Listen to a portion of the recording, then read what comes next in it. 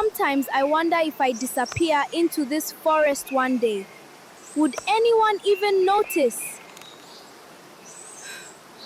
She carried firewood on her head while other girls carried dreams in their hearts. And every single person in that village, every single one laughed at her, called her cursed, called her nothing. They said she would die poor, dirty, and forgotten. But what none of them knew, what none of them could have ever imagined, was that this girl was carrying something far heavier than firewood. She was carrying a secret that would one day shake the throne of the most powerful king in the entire land. Her name was Adaeze, and this is her story. I am so tired. The village of Umunna sat at the edge of a great forest, the kind of forest that swallowed sound and breathed it back out as mystery. It was not a wealthy village. The huts were small, the farms were modest, and the people were proud in the way that poor communities become proud, not from having much, but from surviving without it. Adaeze was 15 when her father died. He did not die peacefully. He died screaming in the middle of the night, clutching his chest while the village medicine man stood over him muttering words that did nothing. By morning, he was cold. By afternoon, the gossip had already started, and the gossip was not kind. "That man offended the earth goddess," said the oldest woman in the market square, a woman named Chidema, who had 17 teeth and used every single one of them to chew people apart. "Her wife brought bad luck. Her daughter will bring worse." Adaeze's mother, Ngozi, was not a woman who broke easily. She had the kind of spine that poverty builds in certain women, rigid, unbending, forged from years of doing more with less. But she was also sick, had been sick for 2 years with something none of the healers could name, something that came and went like the tide, leaving her weaker each time it returned. So, at 15, Adaeze became the provider. Every morning, before the sun fully opened its eye, she was already up. She would strap her mother's old cutlass to her waist, walk the 40-minute path into the forest, cut wood until her arms burned, bundle it tighter than anyone thought possible, lift it on her head, and walk back to sell it at the market. Every single day. Rain season, dry season, it did not matter. She earned just enough to feed her mother, just enough to buy the herbs the traveling healer prescribed, just enough to survive, but not enough to escape the laughter. "Here comes the wood girl," the market boys would shout when they saw her coming. They had a song, a cruel, childish song they sang whenever she walked past, something about how her future was as dry and dead as the sticks on her head. The grown women were no better. They would lower their voices, but not enough. They would shake their heads in a way that made her see. They would discuss her in the market the way you discuss a stray dog that keeps showing up, with a mixture of pity and contempt and a quiet wish that it would just go somewhere else. There was one girl in particular. Her name was Obiageli. She was the daughter of the village chief's closest advisor, a man named Ngosu, who wore his authority like a garment he was always adjusting. Obiageli was beautiful, and she knew it, and she used it the way some people use a weapon, casually, constantly, and always at someone else's expense. Once, Obiageli walked past Adaeze in the market and said, loud enough for everyone to hear, "My father says that girls who carry wood will always smell like smoke. No man of worth will ever want a woman who smells like a fire she did not choose." The market laughed. Adaeze did not. She just kept walking. That stillness, that refusal to react was the thing that bothered people more than anything else about Adaeze. You could insult her and she would look at you with those dark, quiet eyes and say nothing. You could mock her and she would walk away with her head still high under that load of wood. It unsettled people. It made them angrier. Because cruelty needs a response to feel powerful, and Adaeze refused to give it one. But here is what nobody knew. What nobody could have ever imagined was that this girl was carrying something far heavier than firewood. She was carrying a secret that would one day shake the throne of the most powerful king in the entire land. The king's name was Oba Chukwuemeka, and he had ruled the kingdom of Igwe-Ocha for 23 years. He was not a soft man. He had fought wars, settled disputes, navigated court politics with the precision of a man who understood that power was not given, it was taken, held, and defended at all costs. He was respected, he was feared, he was, by most accounts, a good king. But he was also a king who had recently started to doubt everyone around him. It began 3 reigns ago when the royal granary was found to have been robbed. Not a small theft, a catastrophic one. Enough grain that had fed the royal household for 2 full years had been moved in the dead of night. The guards had seen nothing, the night watchmen had heard nothing, and the men Oba Chukwuemeka trusted most, his advisors, his chiefs, the men who had sat at his council table for decades, all looked him in the eye and swore they knew nothing. He believed none of them. A king develops a sense for lies like a farmer develops a sense for rain, slowly, painfully, through experience. And Oba Chukwuemeka's instinct told him that the theft had come from inside, that someone very close to him had planned it, that the smile across the table from him at council every morning belonged to a man who was stealing from him at night. He launched an investigation. It went nowhere. He hired men to watch his men. They reported nothing useful. He brought in a diviner from the south. The diviner told him to look at the hands of the person closest to him. That was all. Look at the hands. And then the diviner died 3 days later of a fever, and the clue died with him. The king was going in circles, and a king going in circles is a dangerous thing. Then the drought came. It arrived with no warning in the middle of what should have been the planting season. The sky simply stopped giving. The ground cracked. The river dropped. The farmers stood in their empty fields and looked up at a sky that had nothing to offer them and felt the first cold finger of real fear. Oba Chukwuemeka sent grain from the royal stores to the surrounding villages. He organized water rationing. He sent word to neighboring kingdoms for trade agreements. He was doing everything a king should do, and yet the whispering had started, the dangerous, quiet kind of whispering that starts in the corners of markets and creeps towards the palace like smoke. The king has offended someone, people said. The earth is punishing us for something the king has done. The king knew this. He always knew. A king always knows what his people whisper, and the knowing was eating him alive. It was during this season of drought and suspicion that his traveling party first passed through Umunna. They were not making a royal procession. Oba Chukwuemeka had a habit, one he had kept since his early years on the throne, of traveling through small villages without full ceremony. Just a few trusted guards, plain clothes, and a covered palanquin that was deliberately unremarkable. He wanted to see his kingdom as it actually was, not as it presented itself when it knew it was being watched. It was early morning. The village of Umunna was just waking up. Smoke was beginning to rise from cook fires. Children were stretching in doorways. The market square was quiet, except for the earliest vendors setting up their stalls. And there, walking alone from the direction of the forest, was a girl. She had a bundle of firewood on her head so large it should have been impossible for one person to carry. Her back was straight. Her stride was measured. Her face was composed in a way that struck the king immediately as unusual. Not the blankness of someone who has given up, but the stillness of someone who is thinking very, very hard. Oba Chukwuemeka watched her from behind the curtain of his palanquin as she set up in the market square. He watched her arrange her wood with a precision that was almost architectural. He watched a group of young men walk past her and make sounds at her that were meant to demean. He watched her not react. He watched her continue arranging her wood as if the young men were simply wind. And then he watched something that made him sit up straight. A woman came to buy wood from her. They negotiated. The woman offered a price. Adaeze shook her head.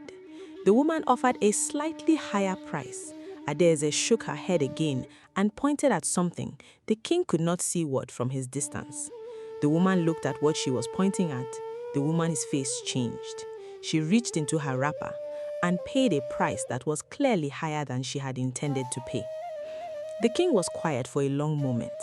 He leaned out just slightly and asked the guard walking beside his palanquin what the girl had pointed at. The guard went to find out, and he came back and said, "My lord, she pointed at the woman's own firewood pile at home, which is visible from here and nearly empty. She was showing the woman that if she did not buy today, by tomorrow she would be buying from a position of desperation and would end up paying even more." The king was quiet for a long moment. He said, "Bring her to me." Adaeze was not frightened when the guard approached her.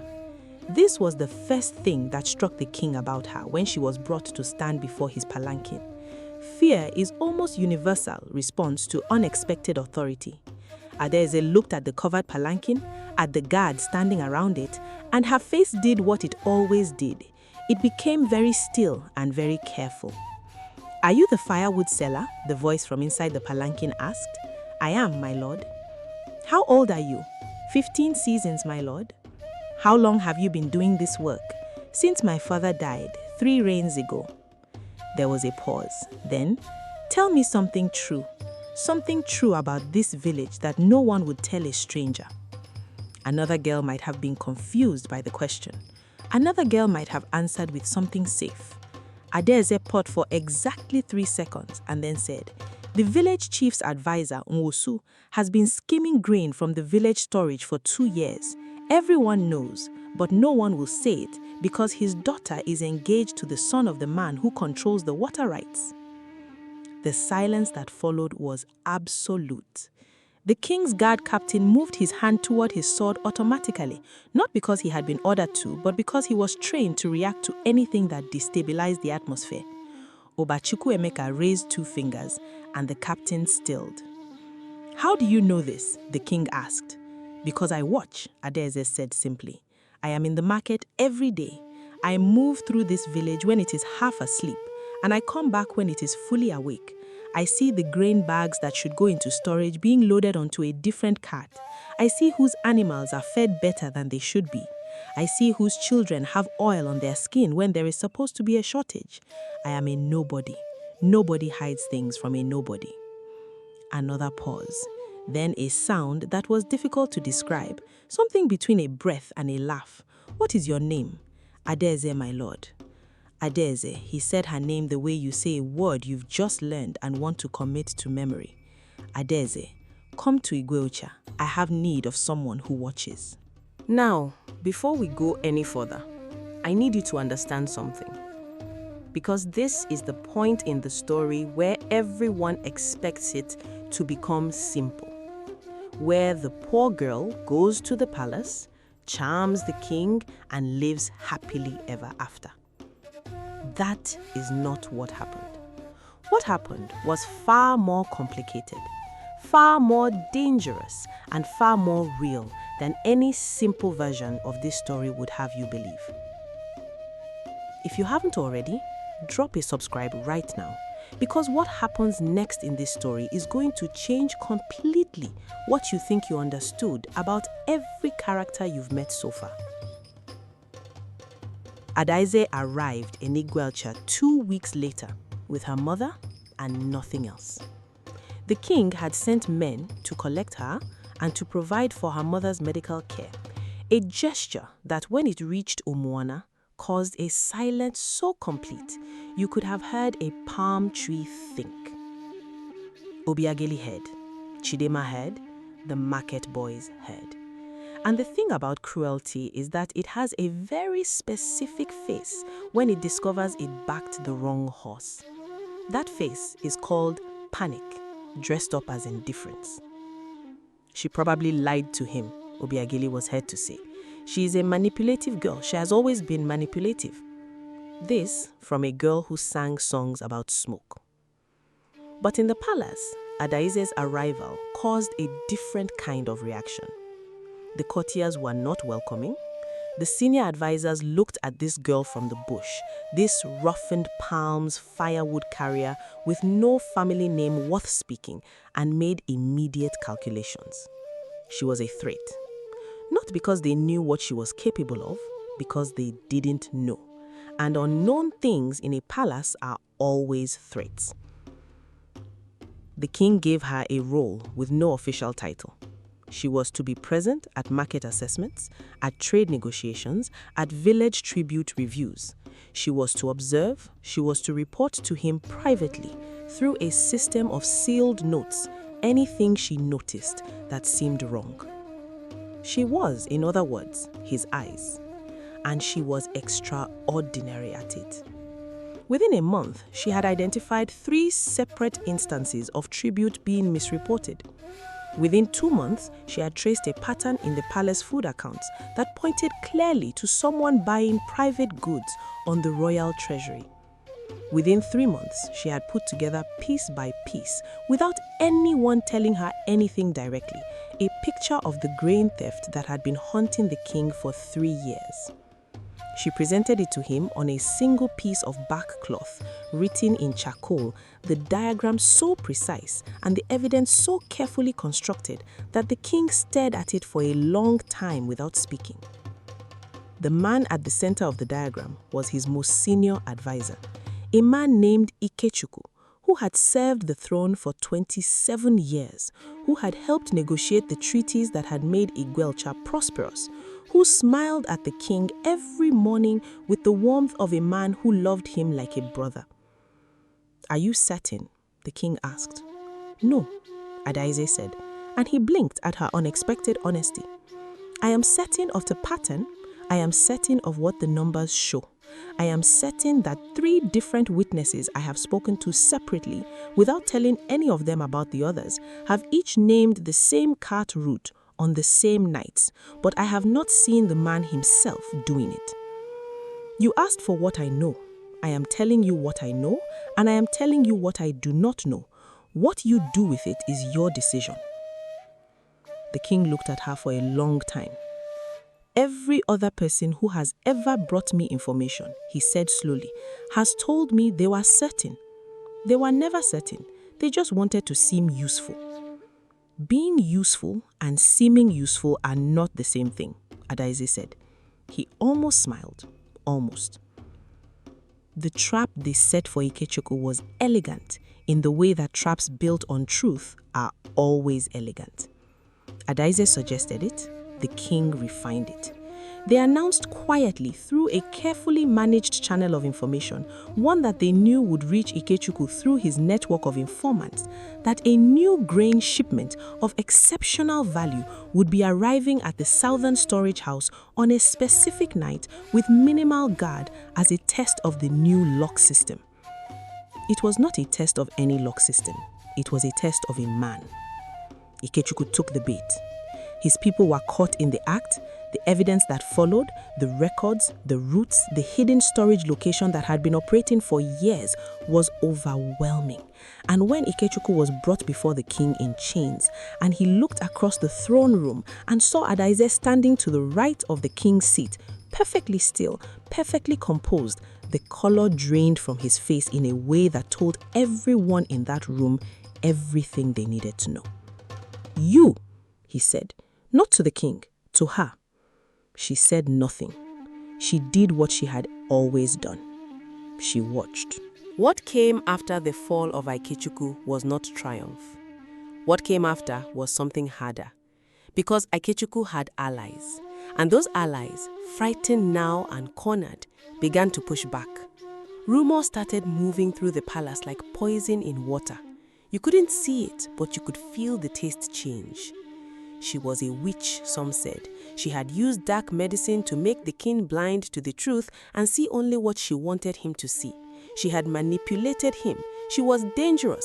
She was from a village no one had ever heard of, with a family no one could vouch for, and she had come to the palace and worked her way into the king's confidence in a matter of months. Didn't that alone tell you something? Even some of the king's remaining loyal advisors came to him privately and counseled caution. "My lord, the girl is sharp, but she is young. She is unknown. How much should any one person know about the workings of the throne? And here is the part of the story that matters more than the rest. Here is the moment that defines everything. The king called Adaeze to him, not in the throne room, not in the council chamber, in the private courtyard where he sometimes sat alone in the evenings, the one with the old mango tree, whose roots had broken through the stone floor and never been repaired because the king had decided long ago that a tree that old deserved the right to grow however it needed to. He told her what was being said. He told her plainly, without softening. He watched her face. She sat with it for a moment, and then she said something that no advisor, no courtier, no warrior, no diplomat had ever said to him in 23 years of rule. She said, "They are not entirely wrong." He stared at her. "I do know too much," she said. "That is dangerous for you, not because I would ever use it against you, but because the people who fear what I know will always be a problem as long as I hold this position informally. You need to either formalize my role with clear boundaries that everyone understands, or you need to let me go back to where I came from. Those are the only two choices that make the problem go away. Any other path leaves you exposed." "You are advising me to limit your own power," the king said. "I am advising you to protect yourself," she said. "That was always the job you gave me." The king sat under his mango tree for a long time after she left. He made his decision the next morning. He created a new council position. It had never existed before in the history of Igualcha. It was called the Keeper of True Accounts, not a title of glamour or ceremony, but a title of function. The keeper would sit on the royal council. The keeper would have access to financial records, tribute logs, and market assessments. The keeper would report only to the king, independently of the other advisors. And the keeper would be appointed by merit review, not by birth or family connection. He appointed Adaeze. On the day of her installation, the courtyard was full. Not because people were celebrating, many of them were not, but because a king doing something that has never been done before is always something you show up to witness, even if you do not approve of it. Obiageli's father, Mmosu, the grain-skimming advisor from Umunna, had been quietly removed from his post 2 weeks earlier, following a discreet review that Adaeze had compiled in her second month in Igualcha, before she had even dealt with Akechukwu. He was not arrested. The king had decided that public humiliation of a village official would cause more disruption than the crime warranted, but he was gone. His influence gone. His daughter's engagement to the water rights man's son quietly dissolved when the family saw which way the wind was blowing. Adaeze never spoke about that, never mentioned it to anyone, never used it to make a point. Her mother, Ngozi, sat in the courtyard on the day of the installation, in a chair that had been brought specially for her. Her health had improved significantly under the care of the palace healers. She watched her daughter receive the wooden staff of the keeper's office, simple, undecorated, deliberately plain.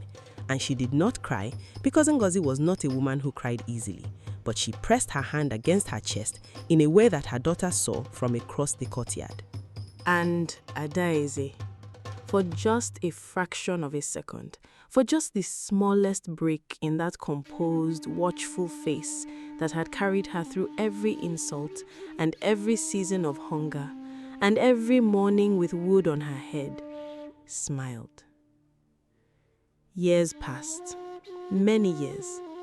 Obachukwuemeka grew old in the way powerful men do, with a slowness that surprises everyone because the ones who have carried great weight are often stronger at the end than anyone expected them to be. He ruled for 11 more years after Adaeze came to his council, and in those 11 years, his kingdom did not fall. His grain stores were never robbed again. His tribute records became the most accurate in the region. Neighboring kingdoms sent delegations to study the Igwe-Ocha system of accounts, this strange, new, functional thing that a king had built around the instincts of a firewood girl. There were attempts, of course. Power always attracts attempts. There were people who tried to corrupt Adaeze, offered her land, offered her gold, offered her connections to powerful families. She documented every offer and reported it to the king. There were people who tried to discredit her, manufactured accusations, forged accounts, whisper campaigns. Each time, she let the evidence answer for itself and said nothing inflammatory in return. There were 2 men in her 4th year who made a more direct threat, a warning delivered through a messenger, words that were meant to frighten her into silence on a matter she was reviewing. She finished the review. She named both men in the report. Both were removed. She was not made of stone. That needs to be said, because the people who tell stories about women like Adaeze have a habit of removing the humanity to make their achievement seem more extraordinary, and that is exactly backwards. The extraordinary thing was that she was fully human, fully tired, fully hurt by the cruelty she had absorbed for years, and she kept going anyway. There were nights, especially early on, when she sat in the small room she had been given in the palace and felt the weight of everything.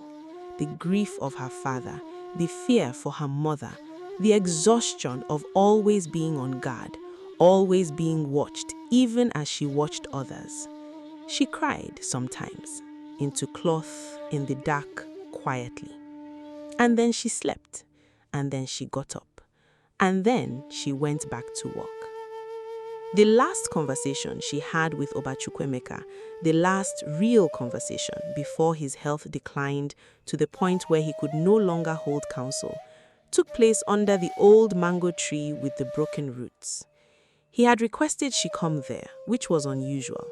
His health by that point required him to use a walking staff, and the courtyard was a long walk from his chambers. He looked at the tree for a while before he spoke. "Ibwa," he said, "I want to ask you something I have never asked you." She waited. "Were you ever afraid in the beginning, when you came here and everyone was against you? Were you ever afraid you were wrong about me?" Adaeze was quiet for a moment. Then she said, "Yes, many times. What kept you?" "The same thing that kept me in Umunna. I had nowhere better to be, and I had decided that since I was going to be somewhere, I was going to do the work properly wherever I was. That is all." He laughed, a real laugh, the kind that seemed surprised by itself. "That is all," he repeated. 20 years of being the most reliable person in this palace, and that is all." "It has always been enough," she said simply. He nodded slowly.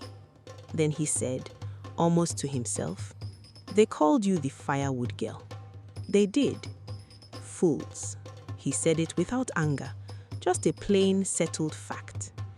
"They were not wrong about what I was. They were wrong about what that meant." He looked at her then with an expression that was difficult to name. Not pride exactly, not paternal affection exactly, but something that combined both and added a third thing underneath them. Something like recognition. The recognition of one person who has been carrying something heavy for a long time, looking at another and understanding, without words, the specific texture of that weight. "My son will need you when he takes the throne. I have already told him." "I know," she said. "He came to me last week with a question about the Eastern tribute routes. He is asking the right questions." The king smiled. "You have already started. I am always watching." Oba Chukwuemeka died in the dry season of his 68th year. They mourned him for 14 days, as the tradition required, and then the crown passed to his son, Oba Chidi, who was 26 years old and steady and serious, and had indeed already begun asking the keeper of true accounts the right questions. Adaeze served him too. She served him for 15 years through a border dispute that nearly became a war and was resolved without blood because the keeper had documented a water rights agreement that nobody else knew still existed. through a famine season where her forecasting of the grain shortage, begun months before anyone else saw it coming, allowed the kingdom to trade before desperation forced them to trade badly. Through 2 attempts by powerful men to abolish the keeper position entirely, both of which failed because by that point, the institution had produced results that nobody could argue with honestly. She trained 3 apprentices. All of them were from villages nobody had heard of. She chose them herself. She chose them not for family connections or formal education, but for the same quality she had been chosen for: the ability to watch carefully and report honestly. On the day she finally retired, old by then, her hands even more roughened than they had been in her Firewood years, her hair fully white and kept close to her head, she stood in the throne room one last time and gave the wooden staff of the keeper's office to her most senior apprentice, a young woman from a fishing village in the south, who arrived at the palace 3 years earlier with nothing but sharp eyes and an honest tongue. Adaeze placed the staff in her hands and said only, "Watch carefully, report honestly, do not perform. That is all the job requires." The young woman held the staff with both hands and nodded. Adaeze walked out of the palace and into the afternoon light, and the courtyard was not full this time. It was just her and her mother, who was ancient now and moved slowly, but had outlived every healer's prediction, and the son of the palace mango tree, which had grown from a seed of the original and broken through a new section of floor in a different courtyard entirely, because of course it had. She stopped for a moment and looked back at the palace. Somewhere in the village of Umunna, the market square was still busy. The gossip was probably still flowing. Some girl somewhere was probably carrying something on her head that everyone had decided was a sign of her limitation. Some boy was probably singing a song meant to make her feel small. Some woman was probably lowering her voice, not enough. Adaeze thought about that girl for a long moment. She turned back toward the gate and walked out. They say that in Iguelcha, to this day, when a child is seen working hard at something people think is beneath them, the elders say, "Be careful how you laugh. You do not know what the firewood is teaching her." Nobody laughed at Adaeze at the end. But the truth is, and this is the thing that matters most, the laughter never actually had the power they thought it did. They laughed to stop her. They laughed to limit her. They laughed because they had decided what she was and they needed her to agree with that decision. She never did. That is the story of Adaeze, the firewood girl of Umunna, who became the keeper of true accounts for 2 kings of Iguelcha, who taught 3 apprentices, who protected a kingdom she did not come from, and who never, not once in all those years, forgot the texture of the forest path at 4 in the morning, the weight of a full bundle, the sound of a village waking up, and the quiet, private knowledge of a girl who understood that nobody watches the nobody, and that the nobody sees everything. If this story stayed with you, if you felt something watching Adaeze walk that path from the forest to the throne, then you already know why stories like this matter. Subscribe to this channel, not for the algorithm, not for the numbers, but because there are more stories like this one. Stories of people who were counted as nothing and became everything. Stories that the loud world walks past every day without seeing. The Firewood girl sees them. We see them. Subscribe and let's keep telling them together.